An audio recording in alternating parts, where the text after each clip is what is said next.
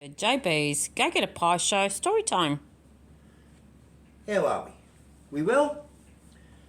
Today, I don't have a funny story. I'll have a funny joke at the end, right?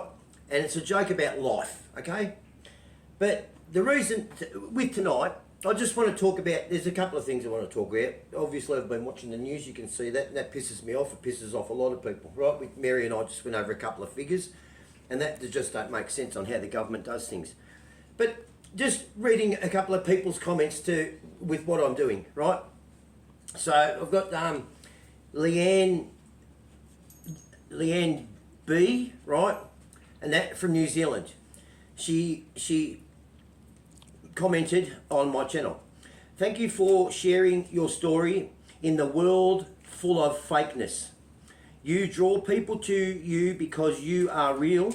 You wear your heart on your sleeve. And you are not afraid to speak your truth, right? And that maybe someone watching this will rethink their decision they are making, like Danny's videos did with you, right? Or did for you. And on top of all of that, you are such a crack up and know how to let loose and have fun too. Sending you from the top of the south of New Zealand, right? Okay, so I'm getting good correspondence back, and that, and it's good to hear that. And I haven't got a bad one yet.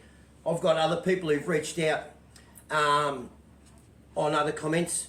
Yesterday I went to a motorcycle shop opening in Balwyn, right? It's called Highside, 299 Whitehorse Road, Balwyn. I went there and I was talking to a kid, a young man there, James, right? He watches Old Not Dead and $1 Million Bogan as well as myself. And he comes straight up to me. I've never met this person in my life until I got off my bike there. And he came up and we spent the whole, I think it was 2 hours talking and stuff about everything. He told me about his life, his girlfriend. He's got a Japanese girlfriend and he's going to Japan.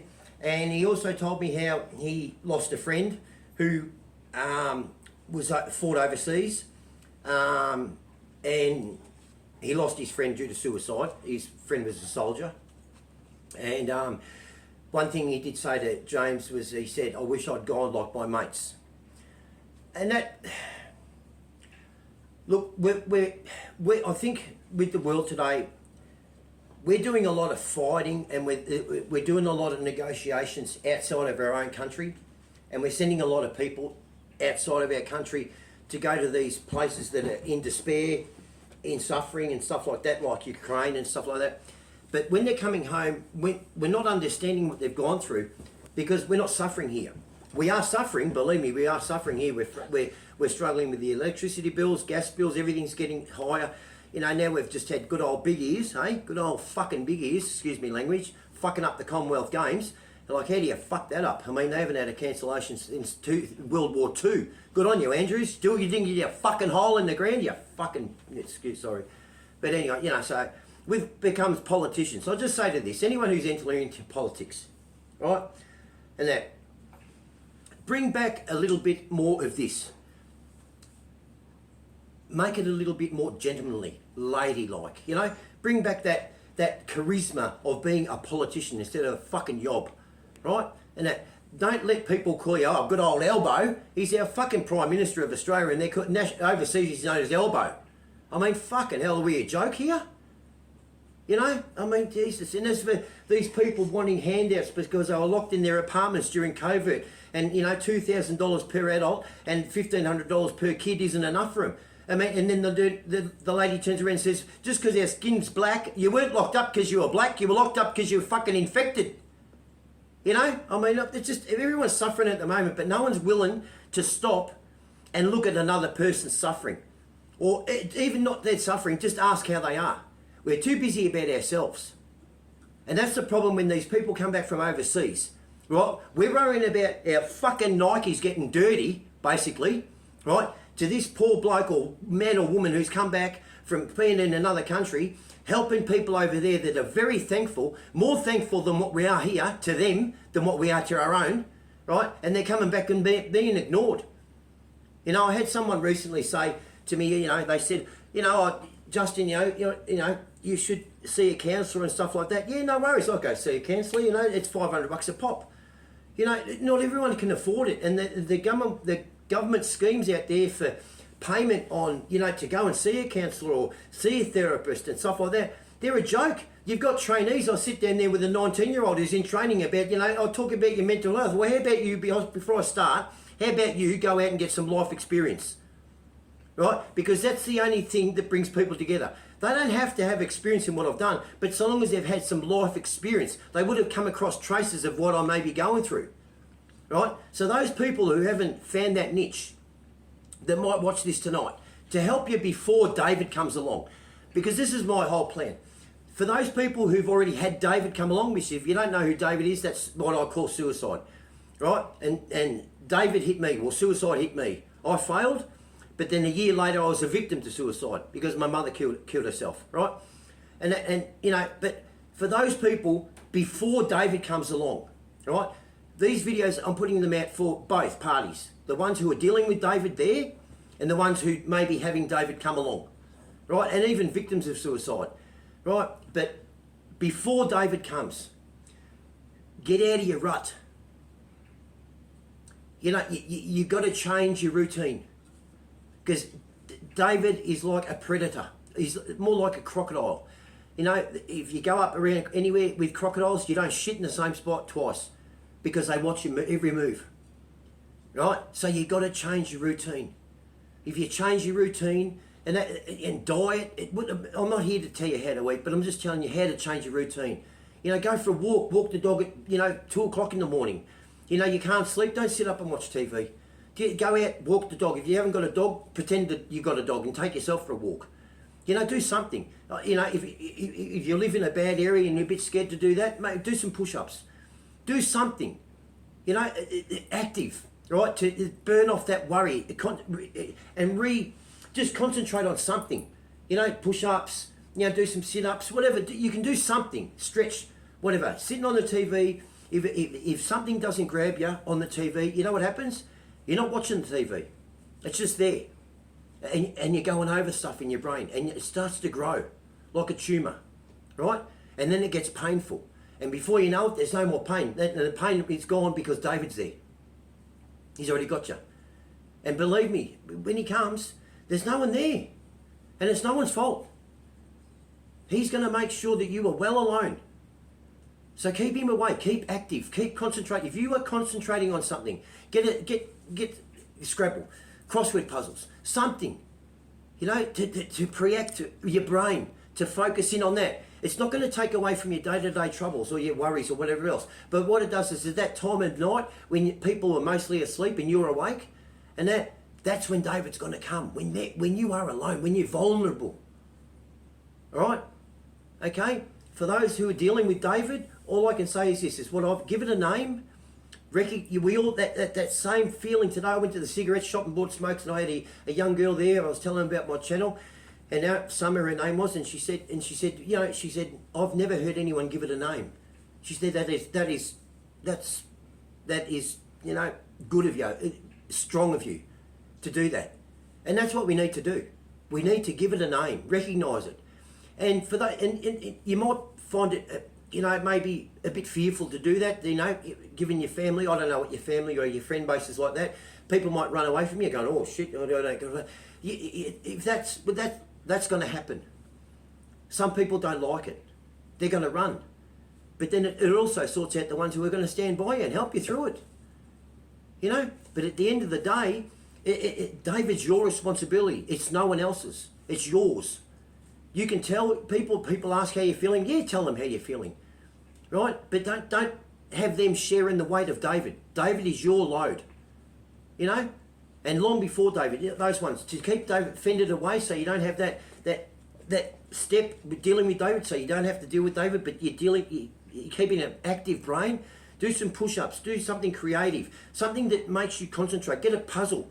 You know, something.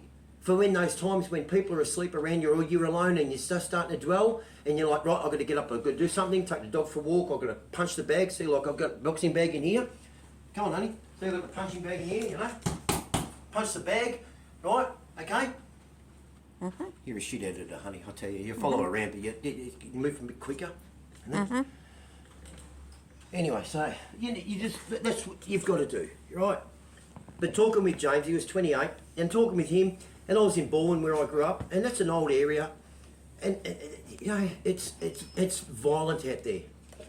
You know, to give you an idea, Mary and I were up the shops. You know, we were in a store, you know, getting something, and I just went out and got a coffee, right? And when I went out to and got a coffee, he was what he was. He was Lebanese male, okay? I'm not being racist when I say this, but that's what he was, right? And as I walked past him, he seen me chain, and he said, "Oh, you think you're tough with your chains, you cocksucker." I've just gone, "Shut up, just leave it, right? Put my cup in the bin, no worries." As I'm walking past, now there's two words that will really grab me. You call me a dog, I'm going to turn around on you.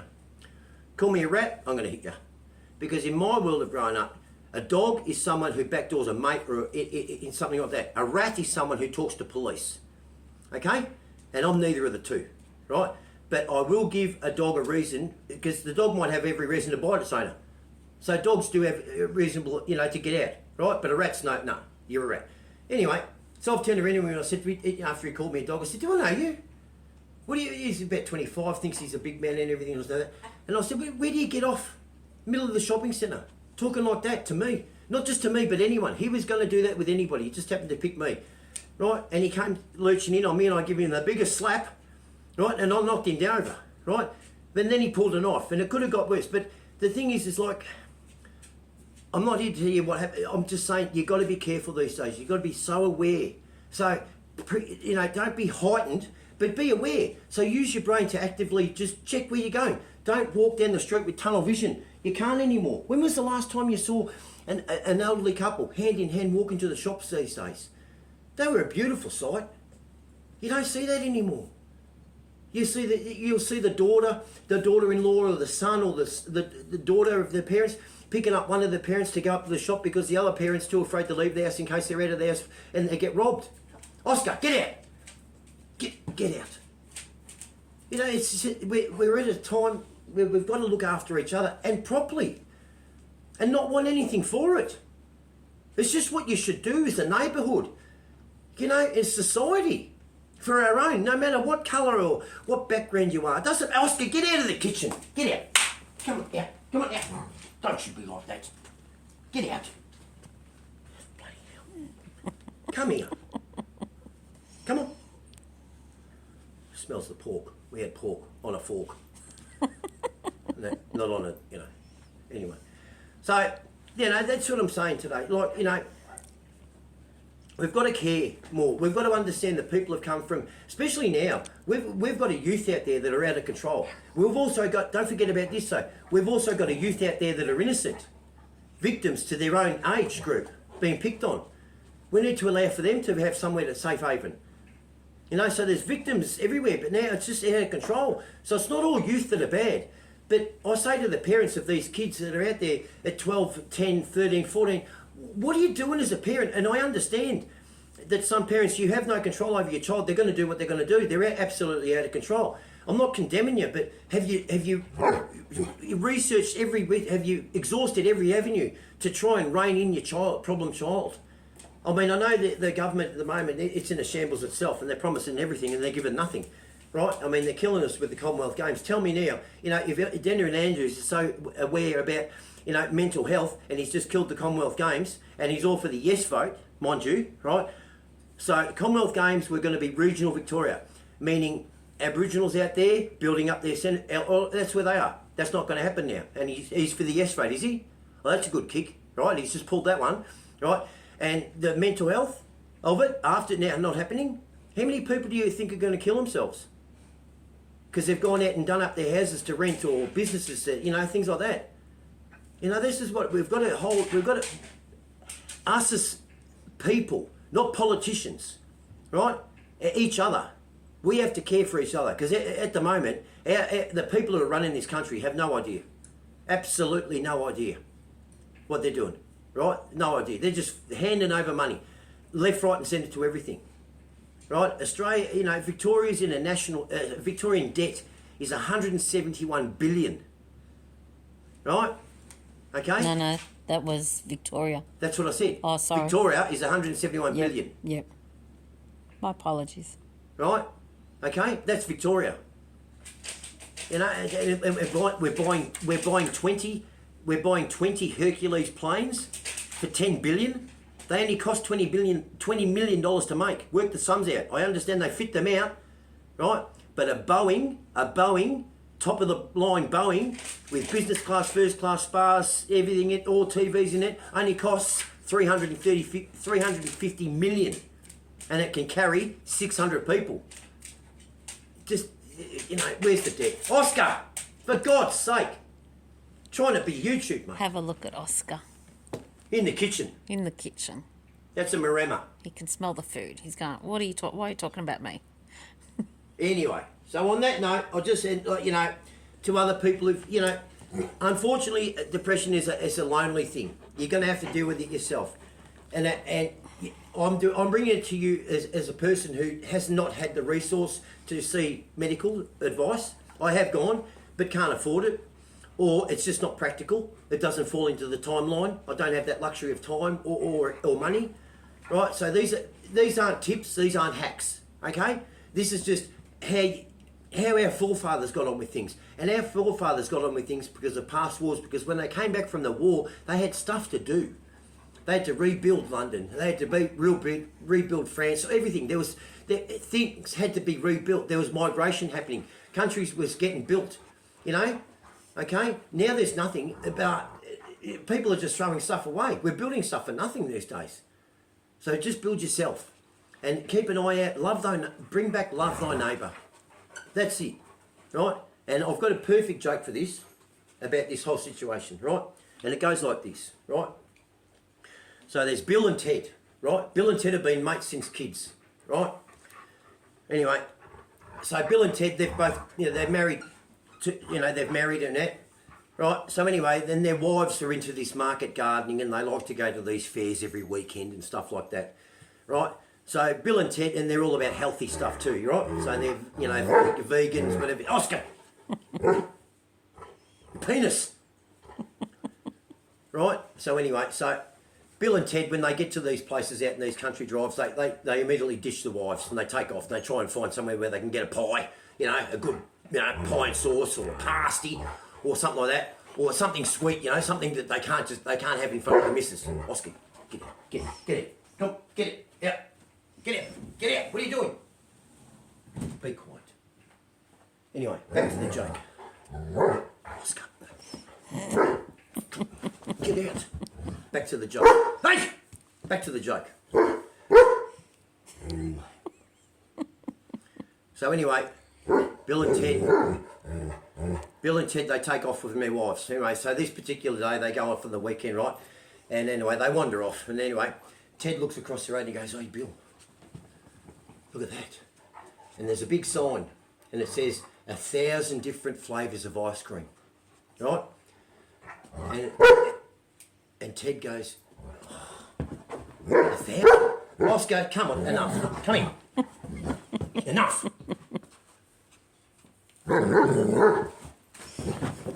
Enough. Scare him with Batman. Get out. Get out. Out of control. Out of control. Now stick your finger up at him.